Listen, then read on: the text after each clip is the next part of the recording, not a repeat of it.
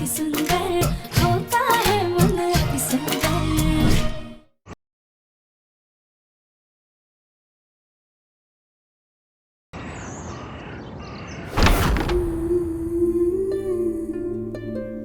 गौरी की भलाई के लिए आपको दूसरी शादी कर लेनी चाहिए।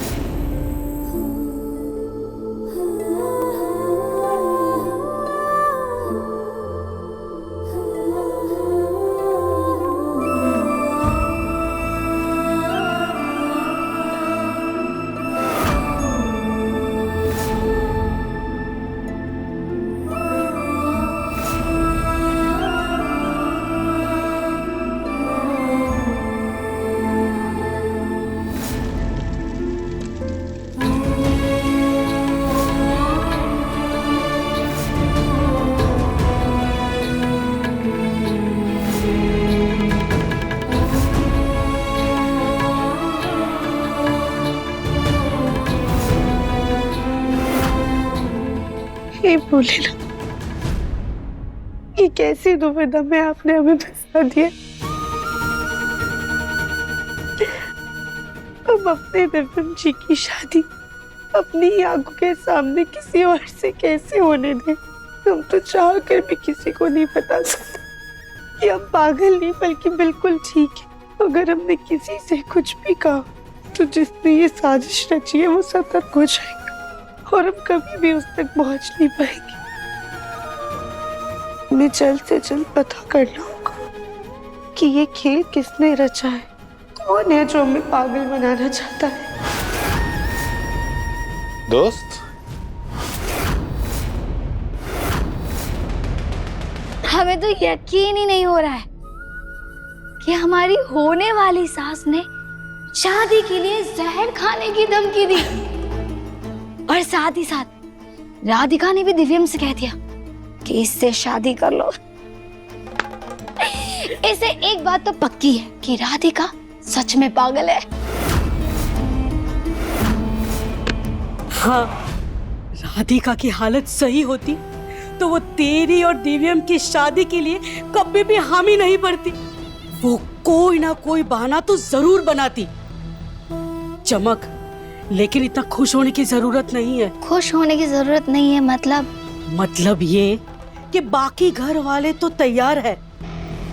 दिव्यम जी के मन में अभी भी कुछ उलझन है। तुम्हें दिव्यम जी को किसी भी हालत में पटाना होगा, फिर तो तुम्हारी शादी पक्का होके रहेगी। हमारी प्यारी मौसी जी, आप थे ना वहाँ जब सासू माँ ने धमकी दी थी। तुझे अपनी जिद की पड़ी है ना, तो बैठा रहे अपनी जिद को पकड़ के। अब आगे जो भी हादसा होगा ना, उसका जिम्मेदार सिर्फ तू होगा। और सासू माँ की धमकी दिव्यम जी को यहाँ जाके लगी है। आज नहीं तो कल दिव्यम जी हमसे शादी करने के लिए हाँ बोल ही देगी।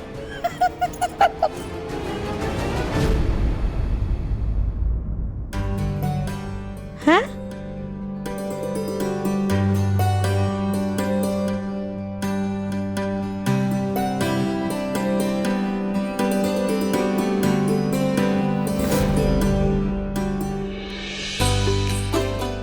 ठीक हो?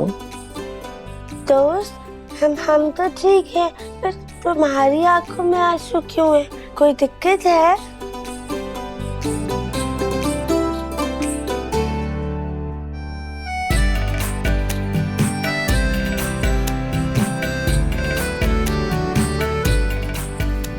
अरे दोस्त, तुम तो इतने स्ट्रांग हो ना, इसे रोते नहीं है।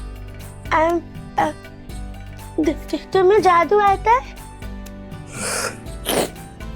नहीं, कोई जादू वादू नहीं होता है।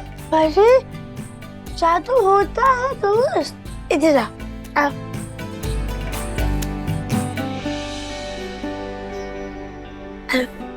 तुमको पता है, दादी कहती है कि ये जो भोले बाबा है ना, इन्हें जादू आता है। तुम अपनी परेशानी इनको बताओ, ये ऐसे डम डम डमरू बजा के ना सब ठीक कर देते हैं।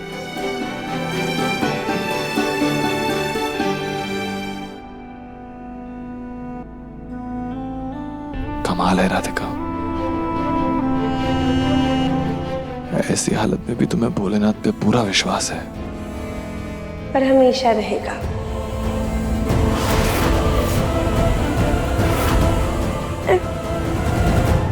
अरे ऐसे क्या देख रहे हो? जैसे करो, तभी तो डमरू बजाएंगे।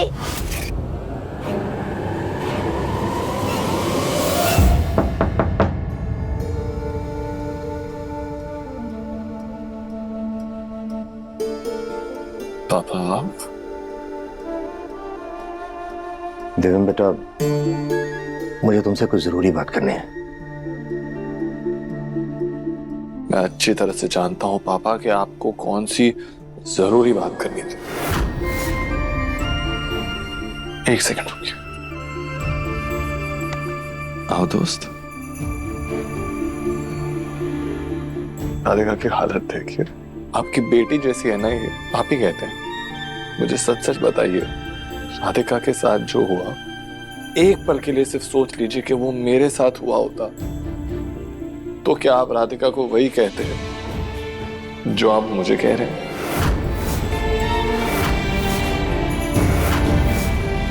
अपनी बेटी को वही कहते हैं आप पापा जो आप अपने बेटे को कह रहे हैं?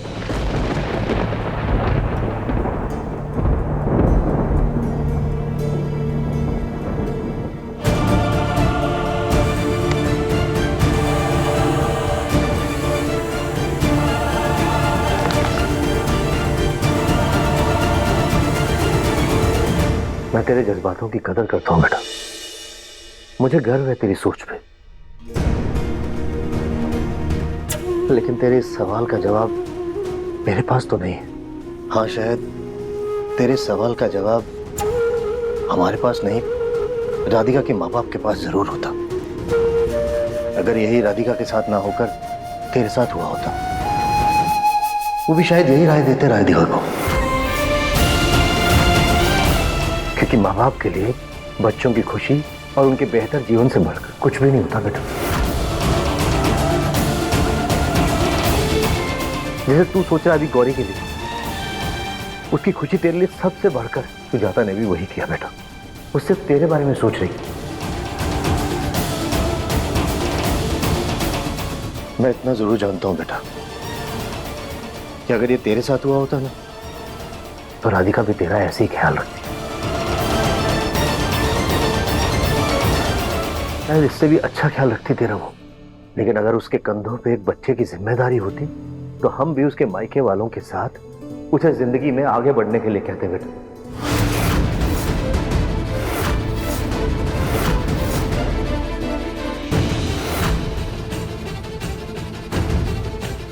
राधिका की हालत में बिल्कुल भी सुधार नहीं है बेटा, और सुधार होगा भी तो कब होगा ये हम में से किसी को नहीं पता।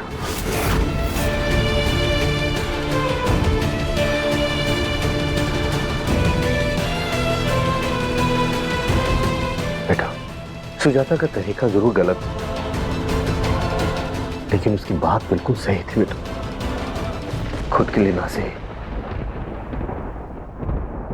लेकिन एक बार ठंडे दिमाग से गौरी के बारे में जरूर सोचना।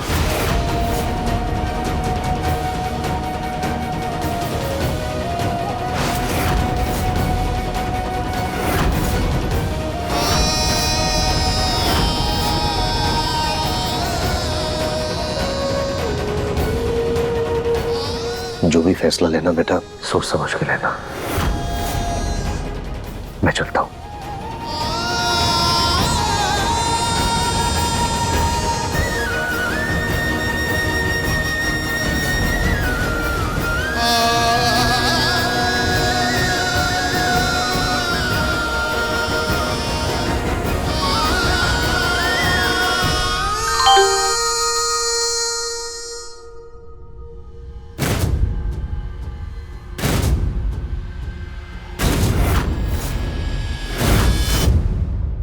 अनाथ आश्रम वालों का मैसेज।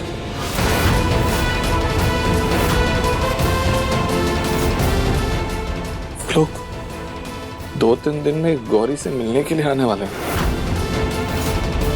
लेकिन अगर वो लोग यहाँ पे आएंगे और राधिका को इस हालत में देखेंगे तो पक्का वो गौरी को ले जाएंगे।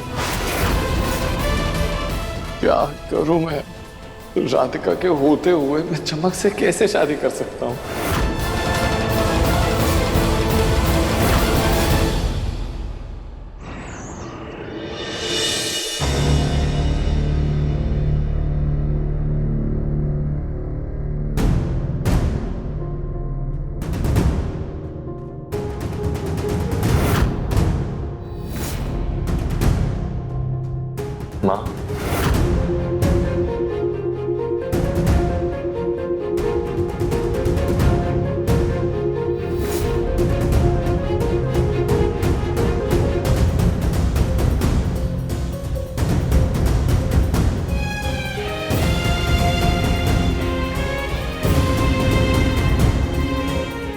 माँ, आप जो चाहती है वो मेरे लिए करना बहुत मुश्किल है। तो उस राधिका को घर में रखना भी हम सबके लिए बहुत मुश्किल है। मुझे आपका फैसला मंजूर नहीं है माँ, लेकिन मजबूरी में मैं आपकी बात मान रहा हूं।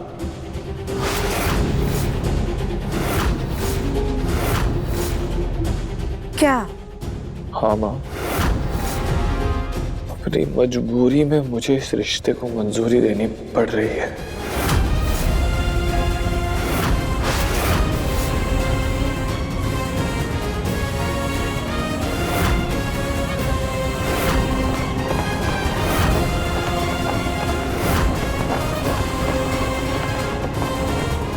मुन्ना, तू अभी हमारी बात नहीं समझ रहा है बेटा, लेकिन यकीन मान, कल को तू हमारी बात जरूर समझेगा। ये सोच करके ही हमारे कलेजे को ठंडक मिल रही है कि अब तेरा परिवार सलामत रहेगा। मेरा परिवार मेरी राधिका है माँ, और आप ये कभी नहीं समझेंगी।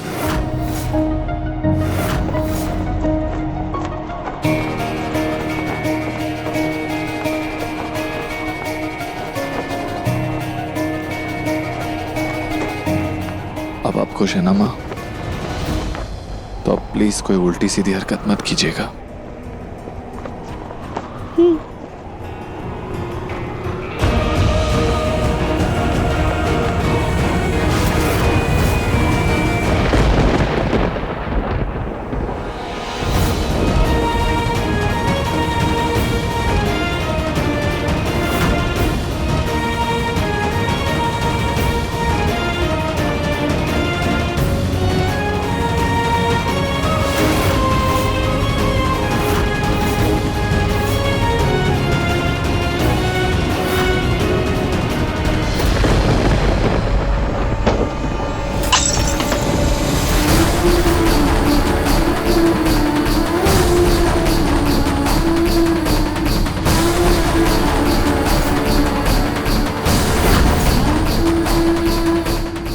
ये लो, दिन की शुरुआत हुई नहीं कि घर में तोड़फोड़ शुरू कर दी इसने। सिस्टर सॉरी, बहुत जुबानी आंटी, वो गलती से गिर गया। हाँ हाँ, तुम्हारी तो हर गलती माफ है, जो चाहे वो कर सकती। तो जाओ तोड़फोड़ मचाओ इस घर में। एक काम कर, ये कांच पूरे घर में फैला ताकि कोई इन पे गिरे, किसी के पैर कटे फटे और हम सब अस्पताल में चले जाए। तुम तो पागल खाने जाने वाली नहीं हो, लेकिन हमें जरूर पागल खाने भेजोगी। अरे भाभी, जाने दीजिए, क्या 10-20 हजार की चीज के पीछे आप इतना गुस्सा कर रही हैं? हाँ, कोई बात नहीं, हम एक काम करते हैं, हम बाजार से जाकर के नया सजावट का सामान ले आएंगे, फिर पूरे घर को खूब अच्छे से सजाएंगे, ढोल ताशे बजवाएंगे। सुजाता, तुम्हारा मुन्ना शादी के लिए मान गया?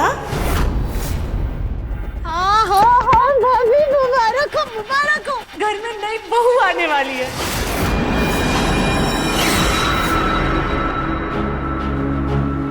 ये खुशखबरी हम अभी सभी घर वालों को सुना कर आते हैं।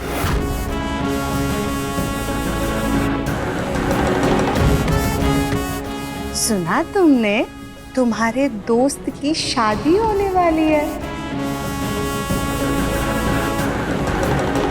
ये दोस्त की शादी है, ये तो बहुत मजे करेंगे, डांस करेंगे। हाँ, बहुत बड़ी पार्टी होगी, तुम खूब डांस करना। हम आते भाभी। ओ तितली वाली पगली, चलो कान साफ करो। शादी, देश की शादी है।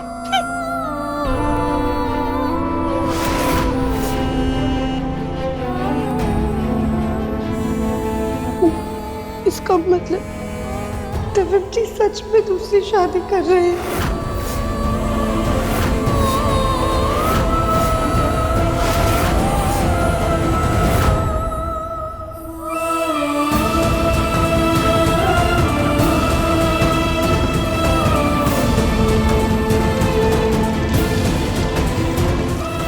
राधिका बंसल, क्या तुम आने वाले सारे जन्मों के लिए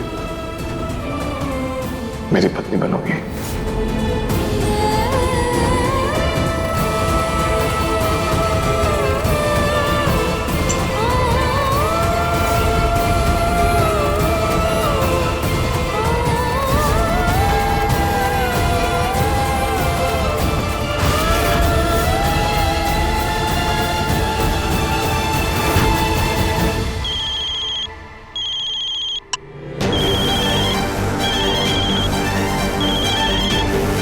हम इस फोन के बारे में किसी को पता नहीं लगने दे सकते।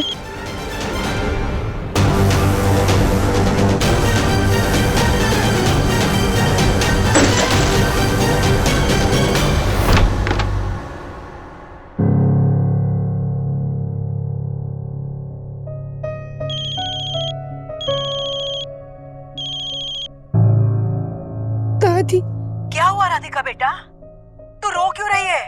दादी वो घर वाले दिव्यम जी और चमक जी की शादी करवा रहे ताकि अनाथ आश्रम वाले गौरी को वापस लेकर ना जाए। क्या दामाद जी की शादी होने वाली है? हमें लगता है हमें ये नाटक बंद करना होगा। लेकिन दामाद जी मान गए? माँ जी के कहने पर उनको मानना पड़ा।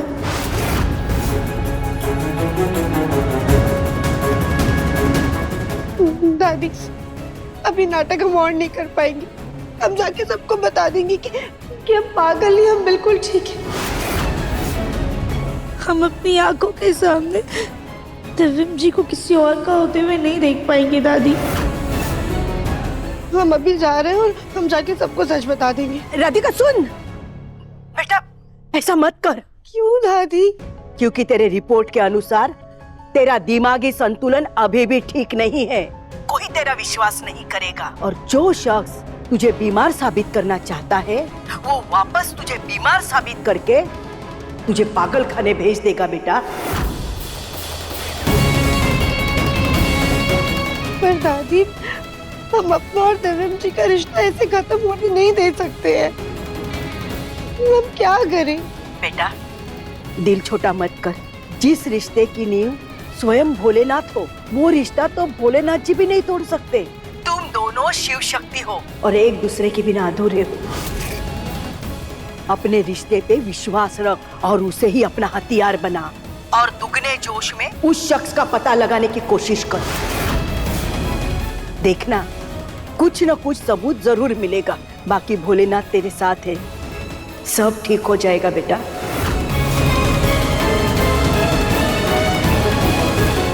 जी दादी। दीदी, अरे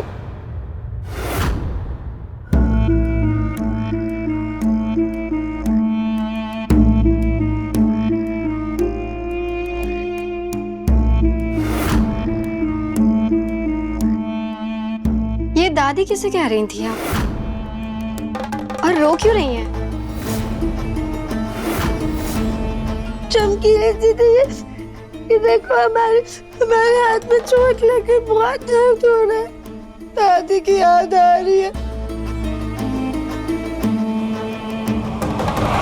ओहो, कोई नहीं, ठीक हो जाएगा। ये लो, तुम लड्डू खाओ।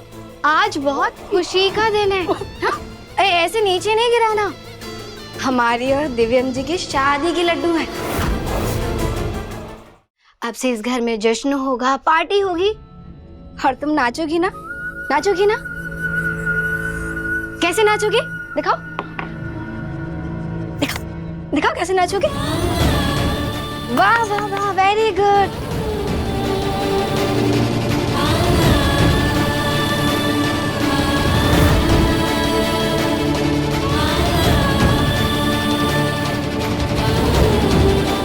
ये क्या हो रहा है चमक?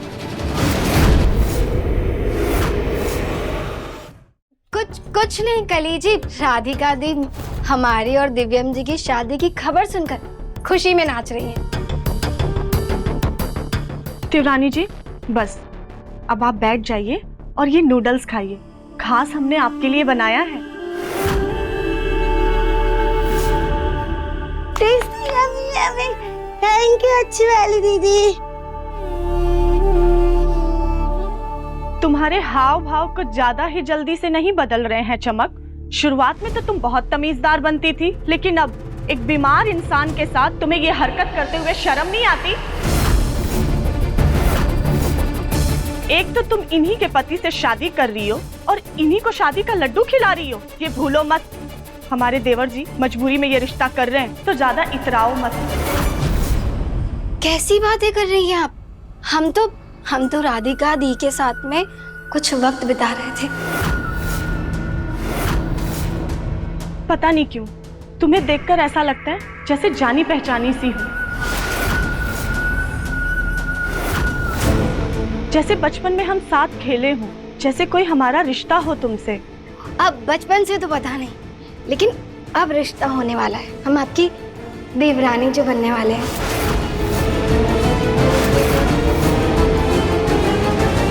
कौन है ये चमक जी? ऐसा लग रहा है कि इनकी पहचान के पीछे ही हमें हमारा सच मिलेगा।